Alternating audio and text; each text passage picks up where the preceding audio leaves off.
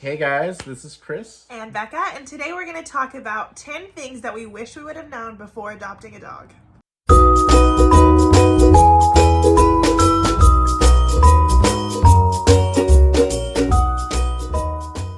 The first thing we want to talk about is how breed affects behavior.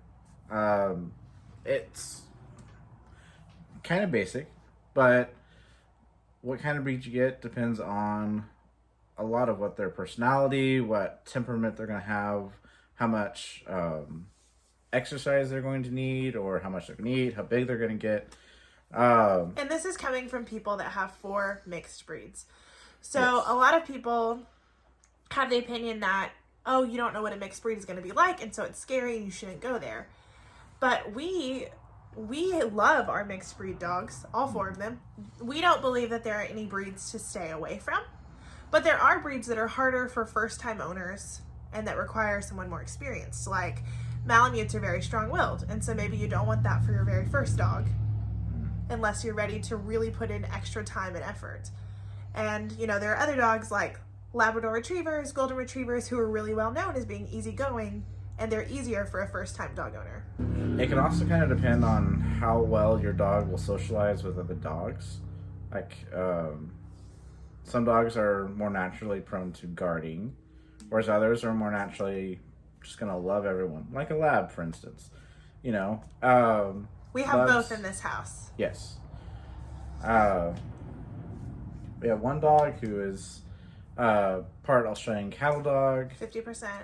and she loves guarding. She loves herding, and so it's... Your dog will still have its own unique personality. There are just going to be traits that it's more likely to have. Yeah. And I mean, it's good to just research. If you do have a mixed breed dog, we would highly recommend doing those DNA tests. We got ours from Amazon. That was really helpful. Yeah, I think Becca mentions it more in the introductory video, so go back to that. But they're not that expensive, less than $100. So, I It's think really it's worth worth it. At first, we wanted to do it for just kind of a fun thing, but it's really given us a lot of insight into why our dogs behave the way that they do in some instances, and what they can tolerate more. Like Sierra is part Husky, and pretty much every dog breed that she's a part of can handle the cold. And we've been worried about leaving her out in the cold too long. She loves it, and she can handle it. So just little things like that even. So number 2 is dogs are a huge time commitment. We did not fully understand how much time it was going to be with 4 dogs. We love them all. We try to give them a lot of time. But sometimes, you don't think about it. You're going through your day. You're like, I've done their basic stuff, but they need more attention. They need love. They need cuddles. They need, they need more ball time outside in the backyard so they can exercise or what have you. But, they're going to probably let you know when they want your attention, but still just, if you are the kind of person that wants to plan ahead, plan your day, just make sure that time with dogs is somewhere in there. Dogs love a routine too. They're just like kids in that way. That if you have a set routine, they feel more secure. And so, in the morning, they know the first thing we do with them is they get to go potty, and then they get to have their vitamins and medicine. And so, they kind of have a routine, and they do better with that than sudden changes. So not saying that you have to be completely having a routine every day, but it helps. Definitely. And it can help you to plan for how much time you really need. Because it's more than just feeding them and letting them outside. They need daily exercise. They need, cuddle time. They need attention. They need to play. They need training. They need bonding. And it really affects your dog's emotional health, but also physical health if you don't do these things. Things like hip dysplasia can sometimes come from inactivity, not getting enough exercise. So just things like that. That kind of leads us to the next bullet point, which is training. That's definitely required. If your dog's breed is very hyperactive, then you're going to need to spend a lot of time training to promote their mental energy. to be used in a useful way, because otherwise they're going to probably develop something like separation anxiety and be destructive while you're gone, or even when you're home and not looking. We've had a big problem with some of two our puppies. fosters. Yeah, and our fosters. Yeah.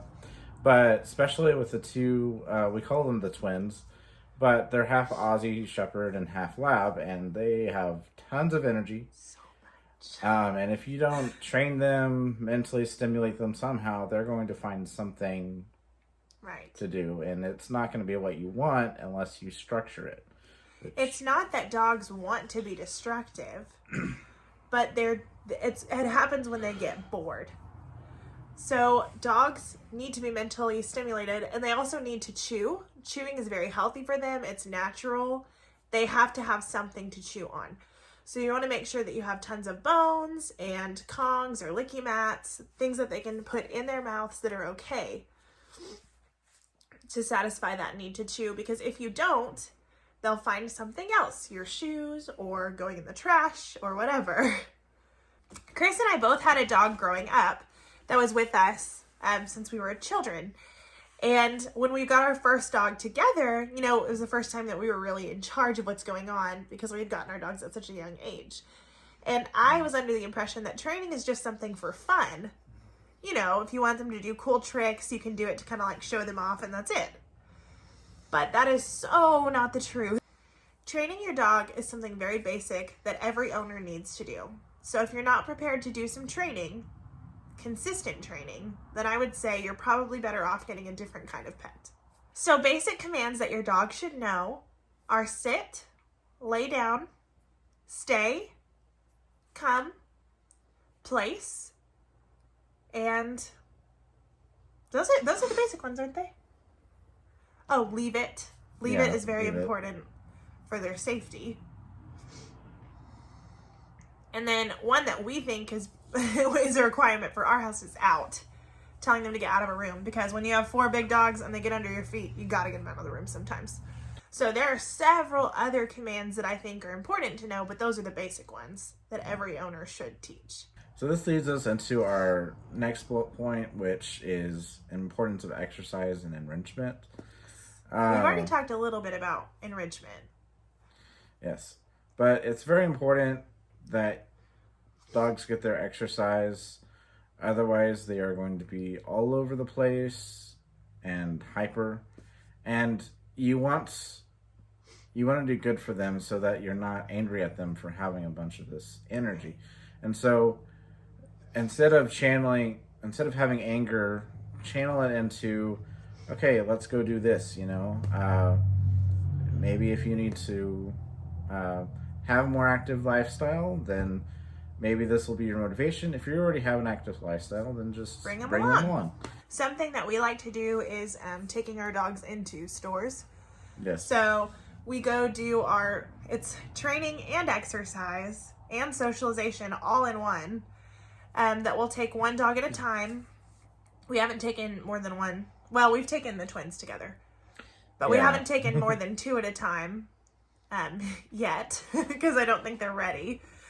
But what we'll do is we'll take one of our dogs and we'll just rotate who gets to go on the outings. And we'll go to PetSmart or Lowe's. Both of those places let dogs in. You know, any pet store should, but Lowe's is one that lets dogs come in. They don't have to be service animals. And what we'll do is we'll bring them on a leash and we'll walk around the store and we'll train while we're in the store. So we'll practice heel, come, sit, lay down, stay, leave it, all of that. And then as a reward, they'll get some treats or they'll get to sniff around the store, which is really exciting for them.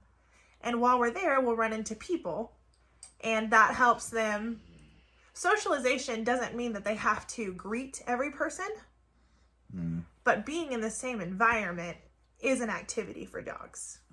And you want to make sure that they don't randomly go into an environment where there's a lot of humans and then get scared, because that can turn into fear aggression, or that can just turn into the dog freaking out and wanting to run away from the issue, which, I mean, is the better of the two, but still, you want your dog to be happy, you know? Mm-hmm. You don't want it to freak it out. You know, just kind of like you wouldn't want a toddler to freak out with a bunch of people, you know. Same I thing. think something that I never really thought about before having these dogs is, yes, some dogs naturally love people, and so it's easy. But it'd be like having a child holed up in a house who's never met a person before and then releasing them into a room of strangers. It'd be scary. And that's what these dogs are facing. If they haven't been used to being around people, it's totally new and it's scary, and they have to learn that it's okay. And so, I mean, if you want to be able to have parties or a lot of visitors at your house, it's good to start that as early as possible once you've gotten the dog. Like, if you're adopting a dog and it's older, maybe give it a week or two before you have strangers over. But once that happens, then maybe start doing that or start socializing it. Yeah. And kids are a completely different thing altogether. Kids do not move like adults. So if you're planning to be around children, or, even if you just have family members with small children, there are going to be children in your dog's life in some way. So make sure that you socialize your dog around children too. That's something that we didn't realize when we first got them, and now we're having to make up for it. Yes, because we were in our early 20s and no kids. Yeah, and we were a couple years away from that, so it wasn't on our minds. But and we now thought, we're like, oh, we're about to have a kid. Yeah. And now that I'm pregnant, we've done a lot more research into it, and we realized kids are really unpredictable with their movements. And we've taken a couple of our dogs to the park and realized that, like, Stormy is scared of children. So we need to help her get adjusted to them. The next thing that's really important is understanding dog nutrition, and choosing the right kind of food. I know that not everyone can do an expensive brand of food. And that's okay. Yes. They're still going to be happy. They're still going to have a good life. I mean, any food that's not going to, that's not poison or toxic, to them will be good for them. There is a way to just Google, as far as things that are toxic to dogs, there's a way to Google it, and it's really easy to figure it out. One of the most basic things is, don't give them chocolate, or Right. grapes. But there's other things too, like I didn't realize onions are toxic. Even small amounts of alcohol, like you spill some on the floor, they shouldn't drink that up. That's toxic. Things like that. We do have a favorite brand. We researched, especially my wife more than me, because she loves researching, research. organizing, all this stuff. She even did a whole PowerPoint presentation trying to convince me to do raw. And it worked. It did. We do like the barf diet the best.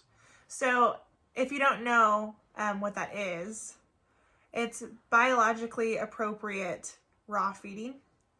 So instead of using a kibble, it would be using just raw meat and vegetables and fruit. So Becca could not handle all the food preparation of raw food while she's pregnant. Yes, we got everything we needed to. We were prepared. We had our percentages ready, all the research done. And then a couple times later, after getting everything ready, we found out I'm pregnant. And also, it makes me incredibly nauseous and I can't be in the same room. Yes. So to make things easier, we went with a instinct kibble, which is basically kibble coated freeze dried raw food, and so it's the closest thing to barf that we can have, but Without in a actually kibble doing form. it. Yeah, and so I mean the smell doesn't bother Becca that way, and we don't have to constantly keep cleaning the kitchen, Which is nice. Yeah, We do and the want to bowls. go back and try to do that after we get adjusted to parenthood. Yes. But for right now, it's better to just not be sick. And, we'll give them treats, like we'll give them eggshells or a whole egg. Strawberries or peas. Yeah. Just, if you're going to do that kind of thing, just make sure that whatever you're giving them is not toxic to them. Because there's a lot of good, pieces of an animal that's good for them. But, There's some that aren't. Yeah. And just never give them a cooked bone or one that's been mechanically sawed or portioned out. because the sharp edges can cut their jaws and teeth and gums. And a cook bone can splinter in their stomach. Yes, and that will be either very expensive or potentially deadly. Yeah, deadly. So if you're gonna do it raw. If you're gonna feed them bones, just do your research on it. Yes. If that's not for you, kibble's fine too. Just do your research and really know the ingredients of what you're feeding your pet. I know that we all have a different budget for pet food, and so maybe you can't afford the food that you really want to feed them. That's okay. Just do the best that you can. Be aware of how much of a commitment it's going to be when you're buying or adopting your dog. That, if it turns into a really big dog, like say a Great Dane or a Mastiff or a Lab, they eat a lot, A little Shih Tzu that's 15 pounds isn't going to eat much, but I'll pop up a picture of how much food we go through in a month. Yeah, we go through about 80 pounds roughly in a month of kibble. And we buy 4 different kinds of Instinct. Different flavors. They make a duck, a rabbit, a salmon, and a beef. And we buy 20 pounds of each month. And mix them together. Yes. Amazon has subscribe and save for dog foods, a lot of them. So that might be a healthy tip to for your wallet, healthy for your wallet. We save 10% from doing that on our dog food. Yes, so I mean, it's only 10%, but bag. that'll add up, and so if you want to get some free dog food, that's a way to, And I don't want to scare you if you're just looking to get one dog or one small dog. We go through that much food because we have 4 large breeds. Yes. So that's not typical of just a 1-dog house. Yes. And for us, that roughly equates to a little over $200 a month. Right. There are dog food that is a lot more expensive, and there's also dog food that is a lot cheaper. So, I mean, we've had them on Pedigree, we've used Iams, we've used Purina. We've done a whole bunch of things. We were trying to find our way. Yeah. So we've settled on what we have now. And we're happy with love it. Yeah. Another thing is that if you feel like your dog is reacting poorly, maybe get something that's sensitive. Yes. Maybe give them some fish oil if their coat isn't very shiny or if it's dull and like wiry. Like some dogs, their coat will be wiry because that's their breed, but others, it's because they're not getting everything they need. Mm-hmm. And so maybe look into multivitamins for your dogs. Pay attention to their coat, yes. their nails, and their teeth, and that'll tell you how they're doing health-wise. Mm-hmm. In addition to food, there are a lot of financial responsibilities that come along with having a dog. Yes. More than we realized. We don't regret it. I do wish that I would have known more ahead of time, so I would have been able to plan better, though. Yeah, if we had known exactly what we were going to use now, we could have saved a lot of money on toys, on dog bowls, on cages, leashes. So it's better to do your research and kind of know, get something that's going to last, maybe not. Don't always go for the cheapest thing. Yeah. Get metal dog bowls. They have them at Walmart or Target. They're cheap. And they work a whole lot better because you can stick them in your dishwasher if they get dirty. Yes, which is great, especially when you feed your dogs raw eggs like we do. Yes. And the yolk is everywhere. You can just pop it in the dishwasher. And there have been dogs that get infections from plastic bowls and the bacteria that sticks on that. Because sometimes, they'll chew little bits off the plastic edge, and then some of the food will reside in there, and then, they can get that again when they maybe chew on it or it gets in their food.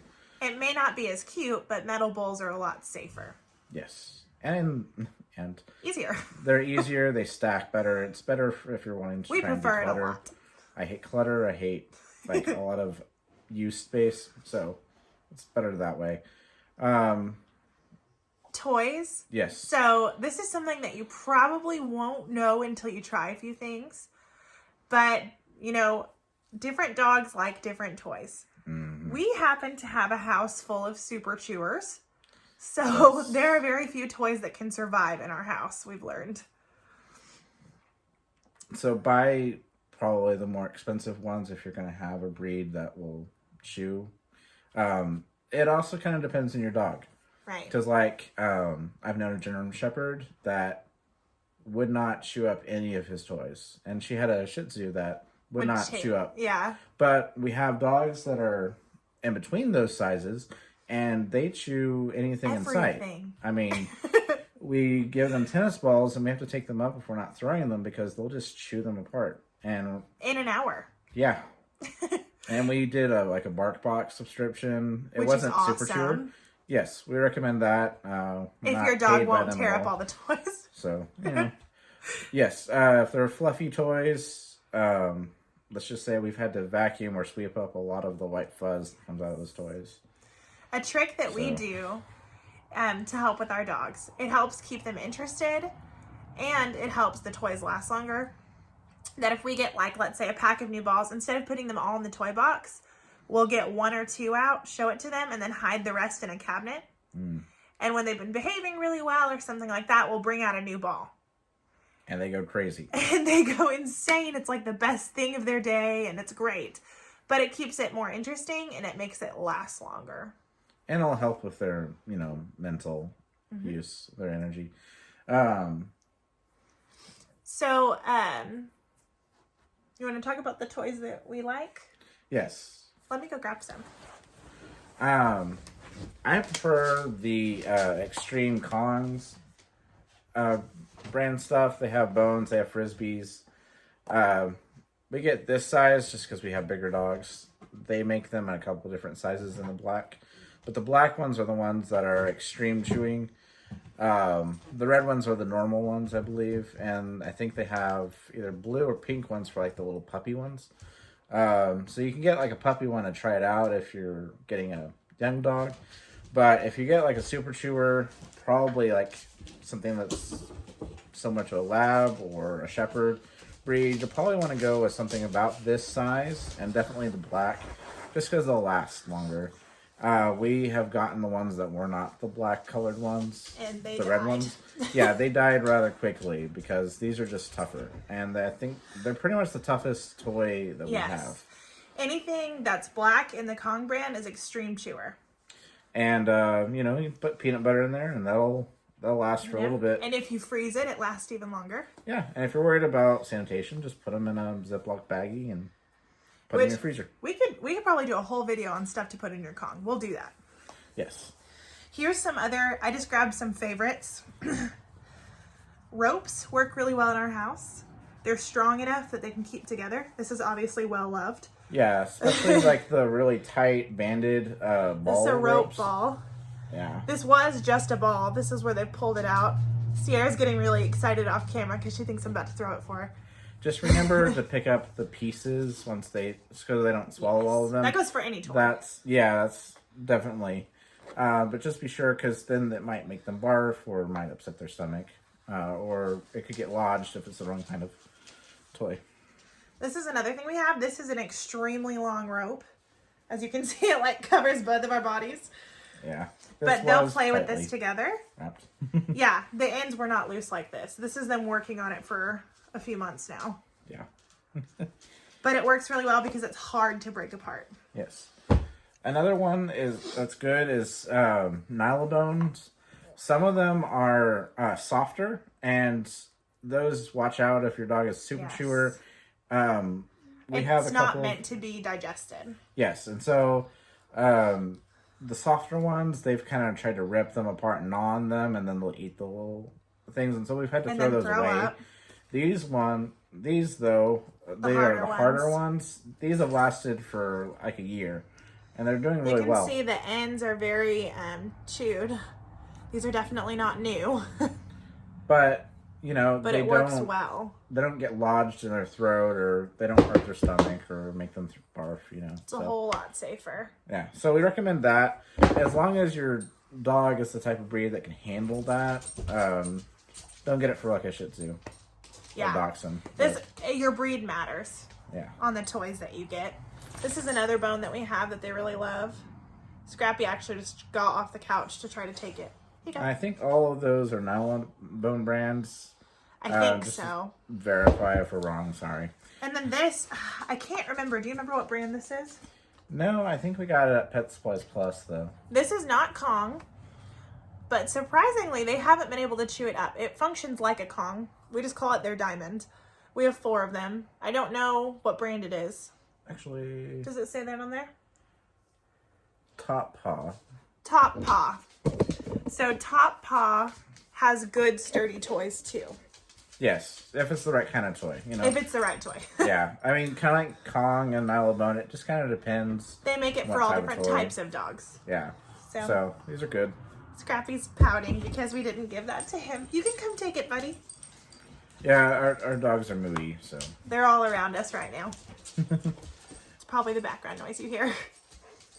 Another important thing about having dogs is, so they're kind of like toddlers, and so we are parents. I mean, yes, we are very aware that they're not human babies; they're canines. So it's not like we're gonna be like, oh, you know, we don't celebrate Father's and Mother's Day for them. Or Nothing whatever. like that. But It's important to be parenting together. kind of on the same page. It's kind of like, you know, they joke about how, like, you know, raise a dog together and then maybe you'll be ready for babies. Well, it's kind of not true. a joke. Because, I mean, they're moody, you know, they get in trouble, they do good things, and you have to be able to figure out how you're going to discipline, reward, and Right. spend time. And if you're not consistent, then it's not going to make a difference. You have to be doing things consistently.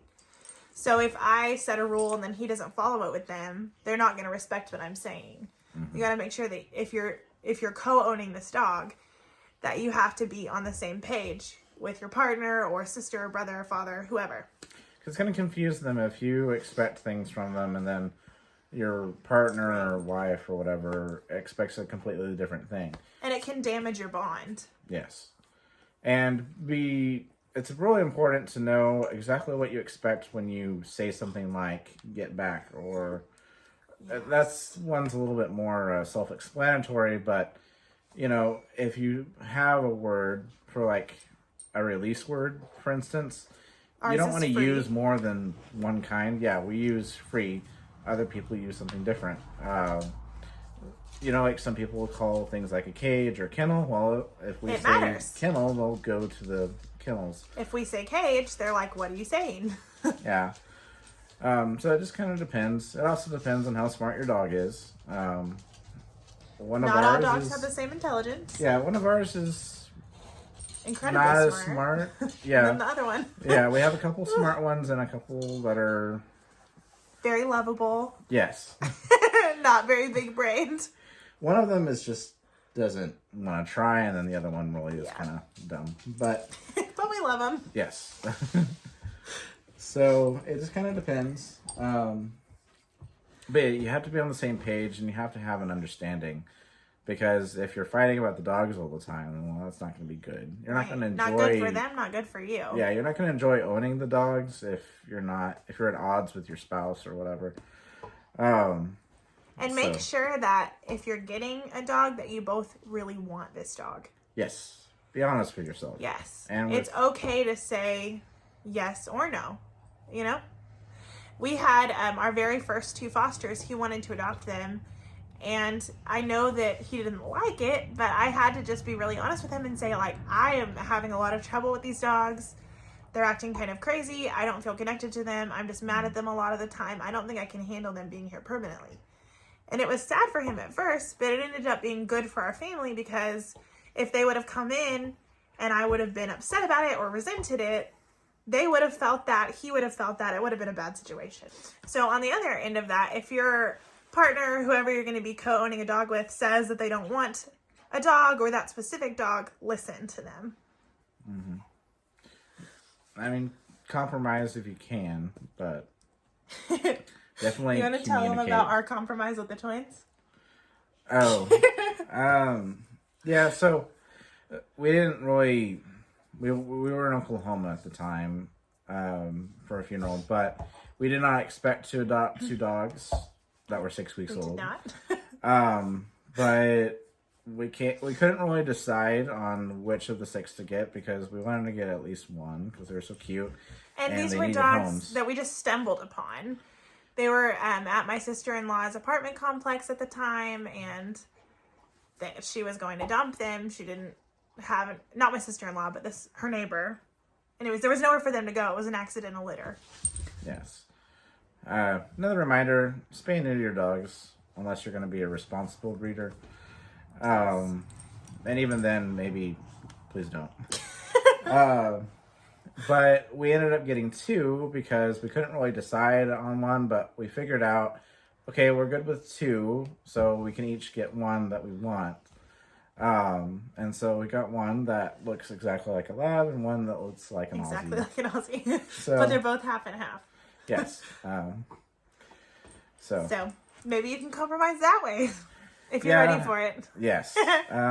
Don't bite off more than you can chew. If you have a dog and you're going to get another one, please introduce them Yes. the right way. You can research that. That's going to be videos. an upcoming video too. Yes. And don't just look at ours. Yes, please don't just look at ours. We are not experts. Yeah, we're not behaviorists. We have gone to a behaviorist, and we love our behaviorist that helped one of our dogs, but we are not. We just speak from our own experience. Yes. So, form your own opinions about how you want to introduce, but please let it be informed. Because, depending on the dog, certain things might work and certain things might not. Just be aware and ask for help from someone who is more knowledgeable if you need help. Yes. So also, something to know, it was really hard for me to accept this one. But now I understand it, and since I understand it, our lives are a lot better. Wouldn't you say? Yep. Having boundaries for your dogs is a way to love them. Definitely. So we had a little issue with our dog Sierra and Becca. Where the behaviorist comes in. Yes. So they had a really good bond, and it was good, but it wasn't exactly. Yes, it wasn't exactly healthy completely.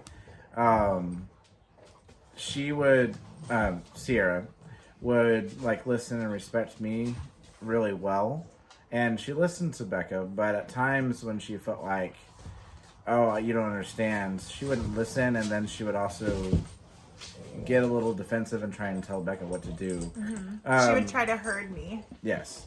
And so, there's a little bit of growling, a little bit of... nothing aggressive. Hand nipping, but in a way it was just like, let's lead you. Yeah, or let's move over.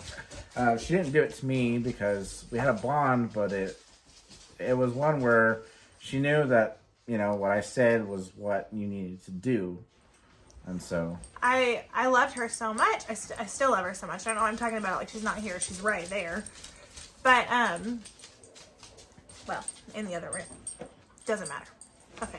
Yeah, she's moved to the other room. Sorry. She's like, quit talking about me. I was just so I want to love her and cuddle her and give her everything she wants because this was my first dog to have as an adult. Or I'm making the rules for her, we are together. And I spoiled her. She was the only dog at the time. She was our only dog for a year. And I spoiled her, and what I did was, by not creating boundaries with her, he created boundaries with her, and they had a healthy relationship. I did not create boundaries with her, and because of that, she felt like she was in charge of me. And that's something that we've had to straighten out. And now that we have, I feel even closer to her. I feel like we have a better relationship now because it's in balance, and it's the way it should be. Yes. Your dog should not be the one telling you what to do. If you can't hug someone or kiss someone or move around in your own bed without the dog reacting aggressively, then there's a problem. Yeah. We're not going to tell you exactly how to fix that because we're not professionals yet. But, figure out what is causing the issue and, in a healthy way, place boundaries and discipline to where they know that they need to respect and follow what you're saying. It's kind of like, sometimes I've seen some videos online, like when I'm watching funny dog videos or whatever, and it's like maybe a pregnant woman and the husband tries to touch her belly and the dog will growl and bite, and everyone laughs and thinks that's so funny, but in reality, that's a problem. Yes, Because they're not respecting the boyfriend or husband, whoever, as a part of the family and as the leader of the dog. And it's funny when it's like a little dachshund or a chihuahua because they can't really hurt much. But just think about it. If you get a bigger dog and that's like a German Shepherd, Pit Bull, or Lab, if they're that aggressive and possessive, I mean, they're going to seriously hurt someone, possibly. And it's not okay for any size dog. Yes. But the larger they get, the more dangerous it becomes. So if it starts happening when they're a puppy, just nip it in the bud with some boundaries and discipline in a healthy way that doesn't And hurt the positive dog. reinforcement. Yeah. Don't be abusive or don't be demeaning. Just give them boundaries, like you show would a them the toddler, right thing, and it'll be fine. Yeah. It'll work out. It's like raising a kid. They don't know what's right until you show them what's right. Puppies aren't just born knowing manners. They You love have to to please show you. them. Something else that is really different about your life when you get dogs is Vacations. vacations. So you thought you had to plan for vacations ahead of time, of course, but you have Now to you plan really even do. more and more detailed because you have to figure out if your dog can handle. Sorry, Yes, you. Please don't move the camera. Dogs They're move the wrestling. camera. Hold on a second. Hey, guys, go out of here, please. The out command is great. Out. Scrappy Doo. Listen to it. Scrappy Doo. Guys, out. Out. Come on. Go. I've got an idea. Do you guys want to go potty? I'll be back. You talk about vacations. Okay. So, if you're going to go on a vacation, you kind of have to figure out, well, depending on how long, what are you going to do with that? If it's just for a day, maybe you have your neighbor come over and take the dog out a couple times, feed it. But if you have a dog that doesn't like strangers or is aggressive, then it can get a little bit more complicated. And if you're going to be gone, like out of the country or far away for like a week, figure out how your dog is going to react to it, because there's things that you can do that will traumatize the dog, and We've learned that. whatever you do, you want to make sure that when you leave, it's a good thing. Like if you're having someone stay over, have them come over before you leave, unless they Don't. know that person really well. And when you leave, don't overwhelm your dog with affection and, be upset, because they'll latch onto that and they'll feel anxious too. Yes. It's just, okay, love you, bye, and you're out. And if you're going to board them with someone you trust, that they know, or at least be there for a few minutes and let them be comfortable. We've left them with people in our church, or we've had people come over, or we've boarded them, and We've it done just all kind of of that. depends, on the dog and what you expect. Make sure if you're going to have someone come over that you've gone over everything with them. They know where food is, contact information. Becca likes to be very organized and thorough, and she I have has a printed double-sided sheets. list. Yeah. She has a long list to explain all the ins and outs of their routine and things they like, don't like, things to do and not to do. Maybe that's you. Maybe you're the type of person that just sends a text to a person. Either way, Yeah. just make sure that you have good, open communication with whoever is taking care of your animal. Yes. And if you're going to board them somewhere that you trust, or something that's reputable. The only place we boarded is at our behaviorist, but Obviously, we trust them. yeah, I mean they have a long history of being good dog trainers and behaviorists. So I mean, safe place. You don't want to put your dog in a place where they'll just be in the kennel 24/7. Yes. You want to make sure that they're in a place where they're still going to be able to get out and move around and go to the bathroom and eat and And if you're going to drop them off somewhere or have someone come over, make sure it's someone who really does love dogs. Don't try to talk someone into it. Yeah. because you don't want to get the wrong kind of person taking care of your dog. I mean, it's the same way of you don't want to try and force someone to look after your kid, you know. And so, yes, they're not as important as children, but I mean, You you can still obviously respect care them. about them, right? So, Yeah. So these are the 10 things that we wish we would have known before getting a dog.